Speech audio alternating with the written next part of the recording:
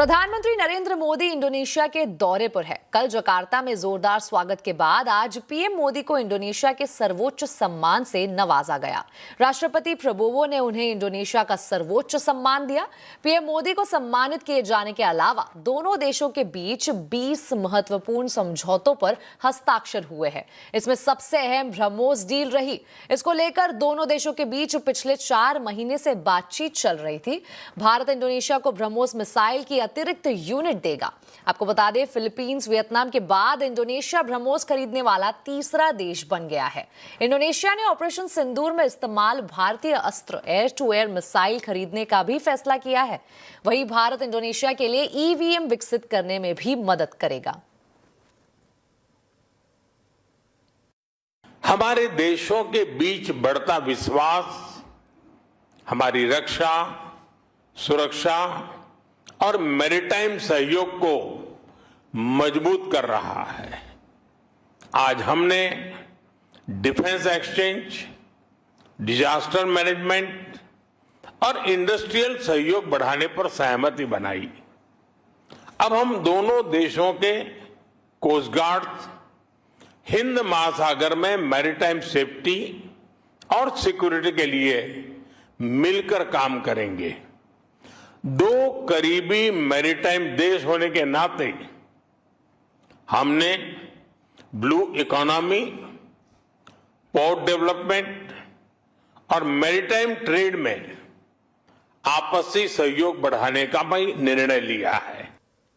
Indonesia के साथ हुए 20 समझौतों में यूपीआई को लेकर भी समझौता शामिल है। भारत का यूपीआई जल्द ही इंडोनेशिया के पेमेंट सिस्टम से जुड़ेगा।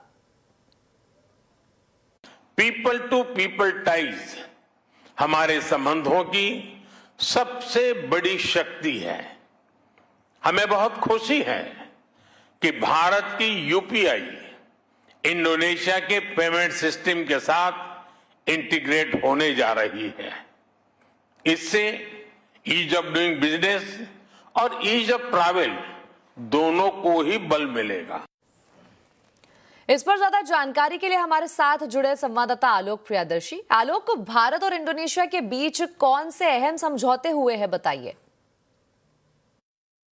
बिल्कुल, देखिए ये बहुत अहम है क्योंकि इंडोनेशिया भारत के साथ आसियान में दूसरा सबसे बड़ा देश है, साझेदार है। और खास तौर से जिस तरह से 20 समझौते आज जकार्ता में जब प्रधानमंत्री मोदी और इंडोनेशिया के राष्ट्रपति प्रबोवो सुबियांतो के साथ जब द्विपक्षीय बैठक हुई उसमें हुआ, उसके बाद ये बात सामने आई है कि इस पूरे इलाके में, इंडो पैसिफिक इलाके में, ये दोनों देश काफी अच्छा आपस में साझेदार बन सकते हैं। और दोनों देशों के बीच जो 20 समझौते हुए हैं, इसमें जो सबसे महत्वपूर्ण है उसमें ब्रह्मोस मिसाइल की चर्चा हो रही है। ब्रह्मोस मिसाइल को लेकर पिछले 4 महीने से चर्चा चल रही थी और साथ ही साथ इसकी अतिरिक्त यूनिट की सप्लाई भारत करेगा। आपको बता दूं कि इंडोनेशिया अब वो तीसरा देश बन गया है जिसको भारत ने ब्रह्मोस सप्लाई किया था। इससे पहले फिलीपींस और वियतनाम को ब्रह्मोस की डील हो चुकी है, सप्लाई हो चुका है। लिहाजा ये एक अपने आप में अहम डील है। इसके अलावा ऑपरेशन सिंदूर में जिस air to air defence missile ने काफी अच्छा काम किया था, अस्त्र, उसकी भी डील हुई है। ये जो अस्त्र मिसाइल है उसको भी इंडोनेशिया को दिया जाएगा। तो ये दो बहुत अहम डील है। इसके अलावा जो यूपीआई है, वहां के इंडोनेशिया का जो क्यूआर कोड क्यूआर है, उसके साथ इसको डेवलप करने की बात की गई है। इसके अलावा इलेक्ट्रॉनिक वोटिंग मशीन को डेवलप करना है वियतनाम इंडोनेशिया के लिए, उसको लेकर भी भारत काफी उसमें सहयोग करेगा।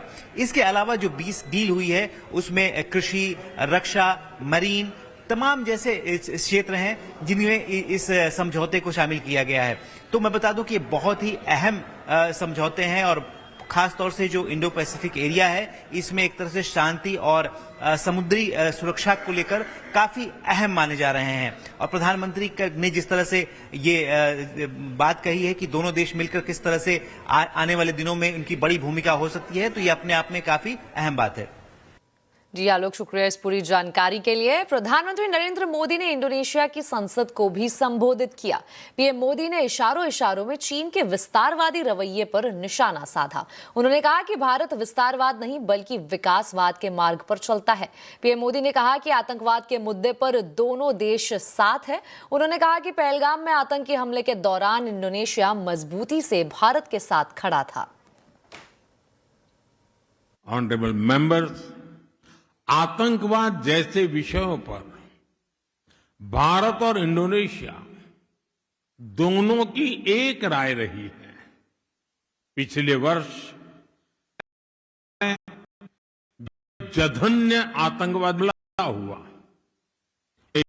एशिया तब भारत से खड़ा रहा।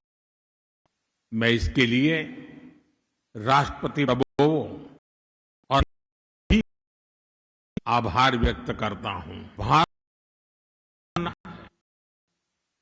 यूएन काउंसिल में रिफॉर्म को और टाला नहीं जा सकता।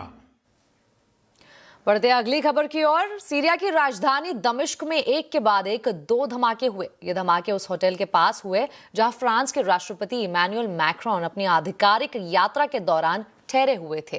गनीमत यह थी कि धमाके के वक्त मैक्रोन अपनी होटल में नहीं थे। दमिश्क में सीरियल ब्लास्ट पर पूरी अपडेट बता रहे संवाददाता संजय सूरी। फ्रांस के राष्ट्रपति इमैनुअल मैक्रोन के सीरिया के दौरे के दौरान 2 जबरदस्त विस्फोट हुए जिसमें कई लोग जख्मी हो गए और कईयों की हालत बहुत गंभीर बताई जाती है। और ये विस्फोट वहाँ हुए जो कि बिल्कुल 4 सीजन्स होटल के निकट एक स्थान है, करीब 100 गज की दूरी पर, और 4 सीजन्स होटल में मैक्रोन ठहरे हैं। बताया जाता है कि मैक्रोन ने आवाज़ तक नहीं सुनी इन विस्फोटों की, तो मैक्रोन तो सुरक्षित हैं और वो सेफ हैं। लेकिन एक प्रयत्न, इसमें कोई संदेह नहीं है कि ये जो अटैक है ये डायरेक्टेड था, वो थी कि मैक्रोन को टारगेट बनाया जाए। ये उठता है कि ये है कौन, ये है जो इस किस्म के हैं और करना चाहती हैं। तो कई लोग हैं जिनको मैक्रोन के साथ है सीरिया में, तो विशेष तौर जो है वो नहीं। मैक्रोन जो सीरिया के राष्ट्रपति अल शरा के साथ संपर्क करके पिछले साल करीब 2,500 अलावाइट लोग मारे है। इसका की सर थी। पिछले अल शरा पेरिस गए और तब ये शिकायतें शुरू हैं, अल शरा के संबंध क्यों बना रहे हैं। इसके कई आतंकवादी ग्रुप सीरिया में भी बहुत एक्टिव हैं, पर अभी कहा जा सकता कि इसके पीछे किसका हाथ है, इसमें कोई संदेह नहीं है कि बहुत लोग हैं, ये बिल्कुल मिलिटेंट ग्रुप्स हैं जिनको मैक्रोन से और फ्रांस से बहुत गंभीर शिकायत है। राम मंदिर चोरी मामले में एसआईटी की प्रारंभिक रिपोर्ट बड़े खुलासे हुए हैं। जांच में आया कि 5 जून 2026 के बीच सीसीटीवी फुटेज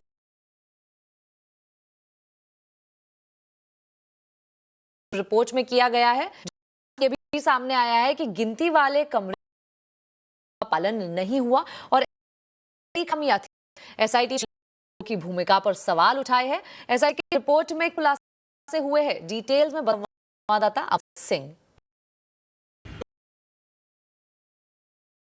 तो एसआईटी जांच की थी और शुरुआती जांच रिपोर्ट मंत्री दफ्तर को दिया, उसके कागजात भी निकलकर सामने आ गए हैं, जिसमें हुआ है कि 70 बार दान पेटी से चोरी का एविडेंस मिले हैं। यानी 70 बार ऐसा दिखा है कि दान पेटी से अपने।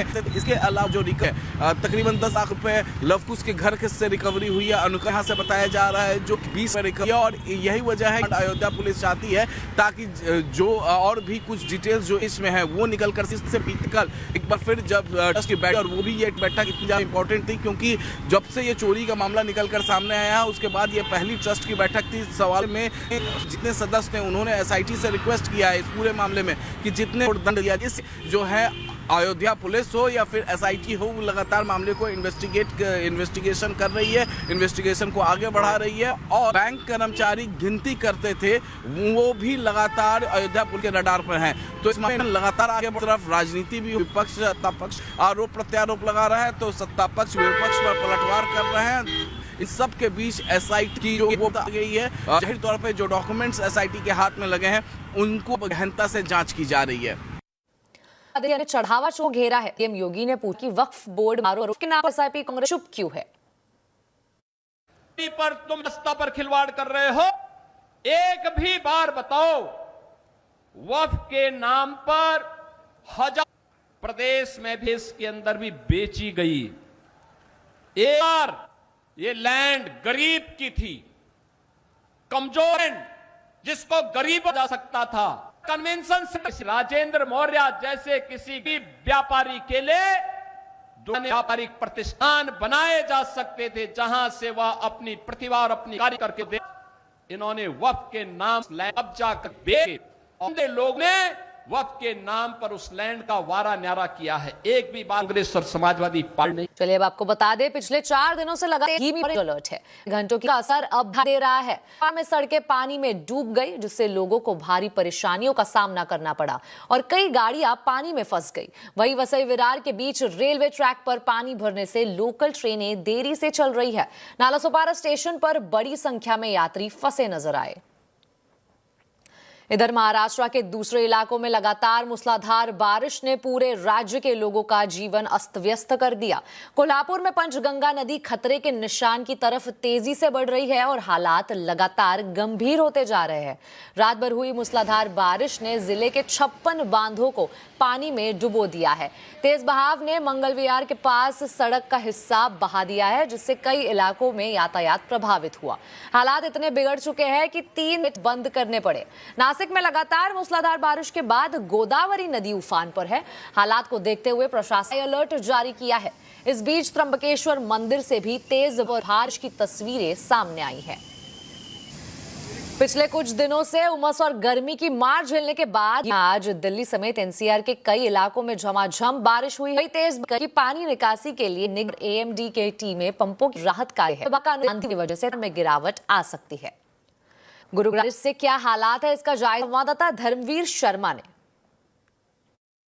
जिस वक्त मैं मौजूद है यहाँ पर आप देख सकते हैं कि किस भरा हुआ है। लोगों को चलने पानी कहीं अगर अपनी में तो भी उन्हें कई बार होगा।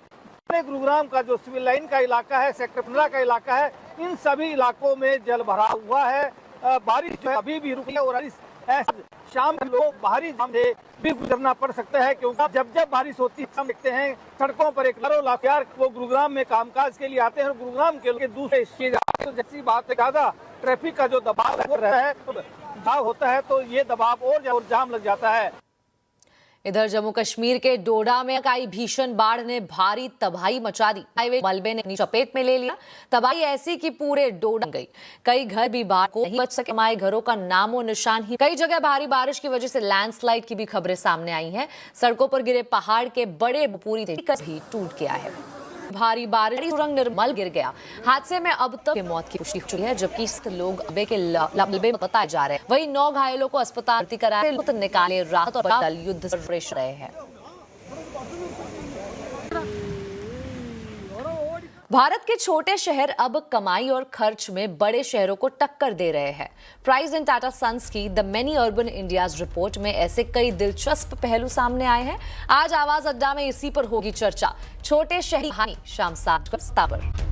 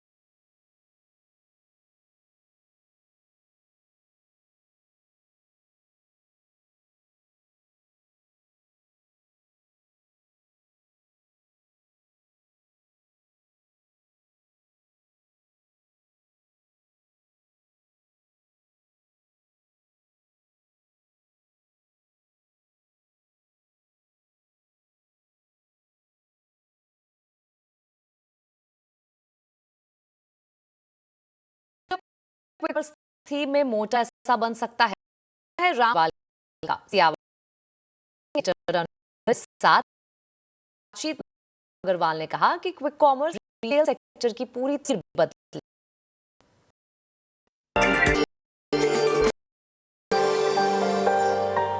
एक और स्पेस रामदेव जी जहां पर आप काफी बुलिश रहे और काफी पैसा भी बना, न्यू ज़ेप्टो में भी आप अर्ली इन्वेस्टर रहे, अभी उनका भी आईपीओ आ रहा है। अब ये स्पेस में अभी भी आपको लग रहा है कि बनेगा यहाँ से? देखिए ये तो किसी अनुज एक ख्याल रखिए, कैटेगरी कभी कभी नहीं बनती। जैसे मैंने देखा कि जब 90 में सबसे पहले जब प्राइवेटाइजेशन ऑफ बैंक्स हुए तब HDFC बना। ओके 800 करोड़ में पूरा HDFC मिलता था, 40 रुपये भाव था, 200 करोड़ का इक्विटी था, 800,000 करोड़ में एंड जबरदस्त लिक्विडिटी था। मतलब you could by 10 lakh shares in 10 minutes without disturbing the price, ऐसा हालत था। ओके वहाँ से वो बैंक बना 12 लाख 15 लाख करोड़ का 25 साल में नॉन स्टॉप। तो that was a category creation, private sector banks led by HDFC, that was one. तो ये जो आपको क्विक कॉमर्स है ये बहुत बड़ा कैटेगरी क्रिएशन है। इस ये कैटेगरी जो है मुझे लगता है कि आज के दिन में घाटे में है पक्का, बट ये कैटेगरी जो बनेगा मतलब मेरे को लगता है it will be like a 30, 40, 50 lakh crore category in next से 10 ईयर्स। ओके 10 ईयर्स में 40 लाख करोड़ पूरा it will change the retailing. मतलब आपके घर में किस ढंग से ग्रोसरी खरीदी जाती है वो बदल जाएगा पूरा। ऐसा नहीं है कि ये कॉर्नर शॉप कहीं जा रहा है, लेकिन कोई बोलता है कि भाई 50-50 हो जाएगा। जो कॉर्नर शॉप है वो चलेगा और बाकी जो सब क्विक कॉमर्स आएगा और उसके जो भी और दूसरे फॉर्मेट्स आएंगे स्पेशलाइज्ड। तो delivered at home will be the way to buy the grocery. Grocery का बोलते हैं 600 बिलियन का मार्केट है अभी, जो मेनली जनरल ट्रेड से होता है, GT से। अगले 10 साल में तो डबल हो जाएगा। ठीक बात है ना। तो जो जब 1 ट्रिलियन 1 लाख तो 50% विल बी क्विक कॉमर्स, तो 40-50 लाख करोड़ का बनेगा। अभी कितना है 1 लाख करोड़ का। ये तो जरूरी है कि दे विल मेक मनी, पूरा category will make money. 25-30 lakh crore तो मेरे को पक्का दिख रहा है अगले 10-12 साल में। तो यहाँ भी इट कैन मेनी इयर्स। अब सब तो पहले हमने स्विगी में लगाया तो स्विगी में भी समझ लो नहीं बने। अभी ज़ेप्टो है उसमें भी पैसे नहीं, तो मालूम पड़ेगा क्या होता है, तब देखेंगे क्या होता है। लेकिन मैं एक ही बोल रहा हूँ, हमको मालूम है हो अच्छा पैसा बना आपका, लेकिन 2-4 बार आगे पीछे अच्छा है उसमें पैसे बने। और सी इसमें क्या not winner takes it all. तो जिस दिन 150 को 100 आर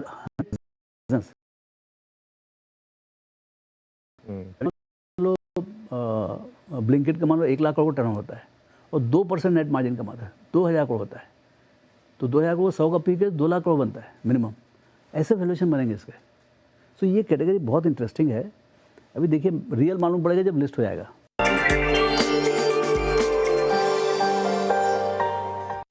जीएसटी रैशनलाइजेशन के बाद ऑटो सेल्स और एक्सपोर्ट बढ़ने से ऑटो कंपोनेंट इंडस्ट्री ने 12.7% की ग्रोथ दर्ज की है। आगे ग्रोथ कैसी रहेगी, ट्रेड डेफिसिट पर क्या असर पड़ेगा, इन तमाम मुद्दों पर ACMA के प्रेसिडेंट विक्रमपति सिंघानिया से खास बातचीत की हमारे संवाददाता रोहन सिंह ने। इस साल के लिए क्या अब तक के जो क्लूज हैं, क्या आउटलुक सोच रहे हैं? परफॉर्मेंस अच्छी रही 2-3 कारण से।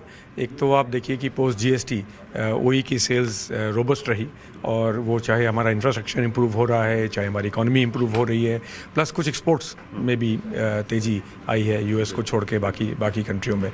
तो उसके कारण ये इंडस्ट्री सॉलिड रही है, स्ट्रॉन्ग रही है, परफॉर्मेंस अच्छी रही है। एंड आई एम होपिंग कि इस साल में भी ये सिमिलर डायरेक्शन में ये चलती रहेगी।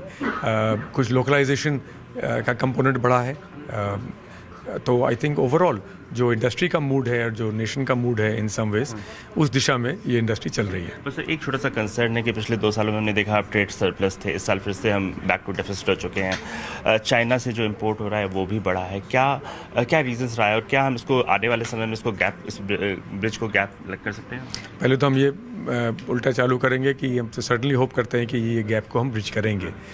वो इसलिए क्योंकि देखिए टैक्नोलॉजीज जब शिफ्ट होती हैं, इंडिया में प्रीमियमाइजेशन गाड़ियों का बढ़ रहा है, आपके हमारी गाड़ी में इलेक्ट्रॉनिक्स का कंपोनेंट बढ़ गया है, हर गाड़ी में स्क्रीन लग गई, सनरूफ लग गया, गाड़ी की सीट आगे पीछे करने वाले मोटर्स लग गए।